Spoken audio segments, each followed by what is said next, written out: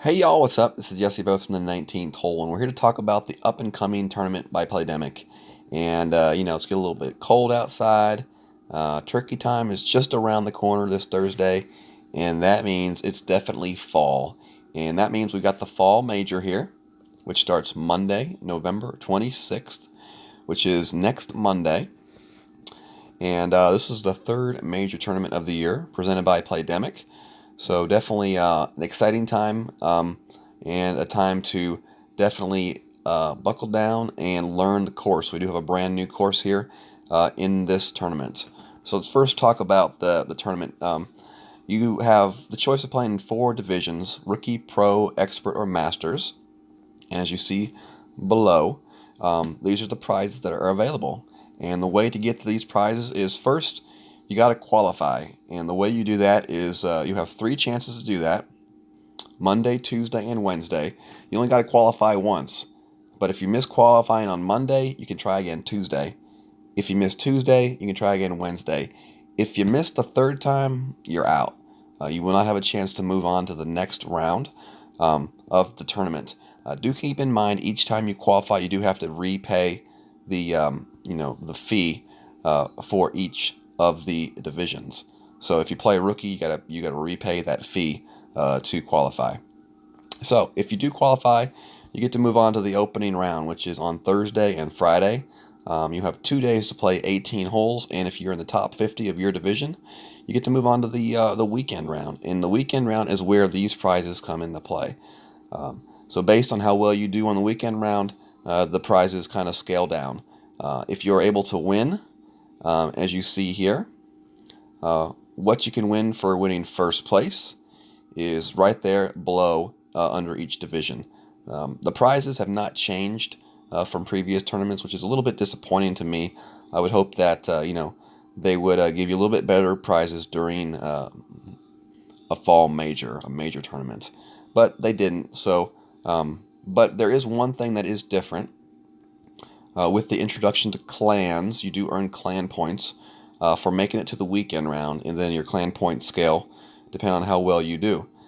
With it being the fall major tournament, you can earn up to 50% extra clan points for your clan, and those will come in handy big. Adding to the start of season 3. This tournament will take place during week 1 of season 3, and they could definitely give your clan a great push and a great start to season 3. So definitely keep that in mind. You want to try to play in a tournament where you can do well, but you definitely want to make sure you make the weekend round. And the points do scale quite highly depending on which level you do play in. So, like, if you're somewhere in the top 20 in pro, it's basically just as good as winning the gold medal in rookie. And, it's basically the same way as far as expert goes and masters goes. So, you definitely want to make sure you make the weekend round, but you want to play as high as you can to give yourself the best chance to get the most points for your clan. A few other things to mention: when you're playing in rookie, you win Tour 3 chests. When you play in pro, you win Tour 6 chests. When you play in expert, you win Tour 9 chests. And when you play masters division, you win Tour 12 chests. And you win a chest each time you win a hole during the tournament. So, when you start adding up all those chests together, it's a pretty good amount of extra cards that you can earn by playing the tournament. So if you are a rookie player and you've won a few times and you just don't feel like your clubs are growing anymore, it may be time to move up to pro, where you have access to a little bit better chests during the tournament and definitely pro level clubs for the final overall prize. So moving right along, these are the rules for each of the leagues of the levels.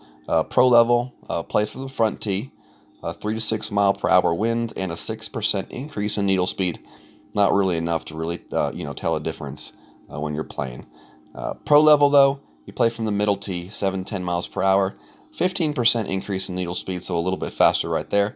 You may feel a slight difference when you're playing your shots out of the rough or the bunker, maybe.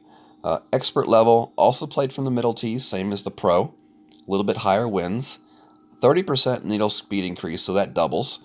And also they add the additional hidden spin rule, which basically means you will not have access to view your opponent's spin, top spin, back spin, left spin, right spin, and their ball guide will actually not show up to you. So basically what will happen is when they bring their ball up to change their spin, it'll basically just blur out and you won't be able to see it. And that's how the hidden spin works. Masters level played from the back tee, which is the third tee. This is the highest division you can play in Golf Clash. Higher winds, 16 to 19 miles per hour, 50% additional needle speed, so yes, definitely a lot faster. And also the hidden spin is on as well in the Master division. So moving on to the holes for the Fall Major. This is the Eagle Peak course. This is a brand new 9-hole course, and these holes should be available to play on Thursday. If you're in the United States, you wake up Thursday morning, these should be available to play. If you want to set your alarm, wake up in the middle of the night, like 3-ish or so Central, 4 Eastern, 3 Eastern, somewhere in there. I'm not 100% sure on the exact time of the update, but you can do that if you just really want to get a head start on these holes. But yeah, holes 1 through 9, as you see, it's a normal 3 par 3s, 3 par 5s, and 3 par 4s, and that's pretty much the normal way that they set up these courses. If you want to play these holes on the Rookie Thursday, Tour 4. If you want to play these holes for the Pro and Expert, Tour 8. Unfortunately, these holes will not be available for the third tee, so Master level players will not get to practice these holes from the third tee. And that right there should make it a fairly level playing field once the tournament starts on Monday, because nobody will have access to practice. And everybody will be kind of in the dark at first. So this may be a good chance for some of you expert players who maybe wanted to move up to Masters to do so. If you got the clubs and the balls and the cash to do it, this may be your chance to get in on a tournament where everybody starts on the same level. So we can take a quick look here at the holes. It's hard to really tell a lot about the holes from these pictures. They usually do some sort of a flyover on Thursday, and then once we actually get to play the holes, we'll get to look at them a little bit better. So we got hole number 1 here. This is a par 4. To me, it looks like this hole is probably going to be best played to the right side. Give yourself a decent second shot at the green. Hole 2 is a par 3. It's hard to tell, really hard to tell, the distances of these holes. But I would assume it would be some sort of maybe rough bump, possibly, or just like a skip shot to the green.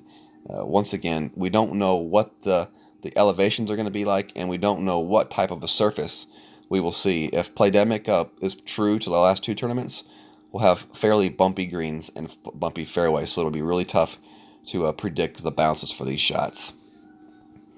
Hole number 3 is a par 5 right here. And this definitely looks like a hole where you can play your shot to the left or to the right. It looks like playing this shot to the left here with some sort of a curl shot down that left fairway could leave you a fairly straight-on shot toward the green. Possibly an albatross chance, but most likely a layup chip for an eagle chip right there, if I had to guess. Hole 4 is a par 3. As you see, we've got 2 big sand bunkers kind of guarding the green. Well, 3 sand bunkers guarding the green. It looks like some sort of an iron shot with a lot of backspin from that first tee. Hole number 5 is a par 4. As you see, we've got that rough patch right there in the middle of the fairway. So you definitely want to make sure you have an accurate drive off the tee box. You don't want to land in that rough. And it looks like some sort of a second shot to the green, with a possible chip-in chance. Have to wait and see what kind of treats they have in store for us when it comes to the playing surface, when it comes to bumps and mounds and hills and stuff like that. Hole 6 here is a par 5. It doesn't look as long on the picture here, but I'm sure it's much longer when we actually get to play it. But it looks like either a jump shot where you can jump over that bunker to that left fairway on top, or maybe curl it to the right side down that right bottom fairway. Wait and see. Hole 7 looks like a par 3. And once again, hard to judge by what we're looking at here, but maybe some sort of a short iron or a wood shot maybe for the second tee to the green.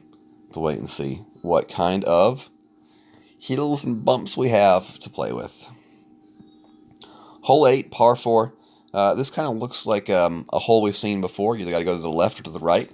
And then you'll have maybe like a rough bump shot to the green, maybe a chance of a dunk or something like that. And last but not least, hole number 9, which is a par 5.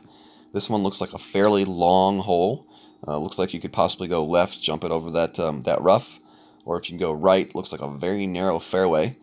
To me, it looks like going to the right is a dangerous shot off the tee, but it looks like that second shot may give you the best opportunity to get to the green in 2.